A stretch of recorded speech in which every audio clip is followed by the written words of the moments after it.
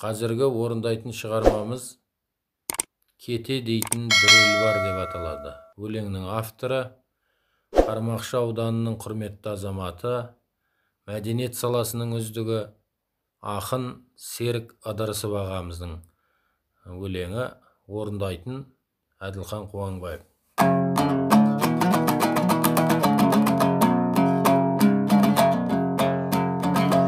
Кете дейтін бір ел бар, ұру емес рухаты, ер еңселі дүрер нар қар өлеңнен қуаты өй. Кете дейтін бір жұрт бар, ақылдар я аспан тау, тегеуріні жыр көктал, азаматы асқар тау. Кете дейтін қауым бар, өнер бесік жыр құндақ, сазға бөлеп таңымдар жер әлемді тұр жырғап. Байсарыға бала боп бетегелі бел болды, тәуәп етіп дала көгей тарлан туған ел болды. Майды байлап маңдала мұнарлайды мұнар күн, тұрмаған бет болмаса толғау төрге шығар кім. Шырғалаңнан шырақ боп шығарады орамдой, шырақ сөзге тұрақ боп тәпсірлеген омар ғой. Қиясында қызылдың жырау өткен нар күйіп, ұлы тау боп үзілген ешіне асал ән биік.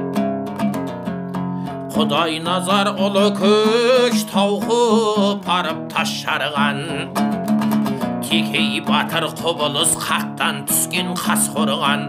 Кете жүсіп марғасқам кете жырдың кемесі, асыл сөзді алыдаспан ақыл ойдың егесі. Жыр сусындап жүз алап қойнауына күй қонды, машарап пен мұзарап мың жылдыққа сый болды.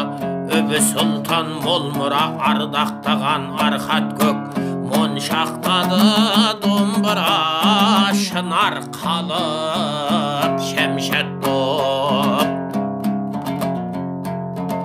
Әлі Акбар нарқуат дүбірлеген дүлейлеп, жырға болған шамшырақ жүз шайырды сүлейлеп. Бек мырза тайшық арлан ғой сүйсінетін сайын көк, бар қазаққа бағлан ғой әй батыр болмас тәйімбей.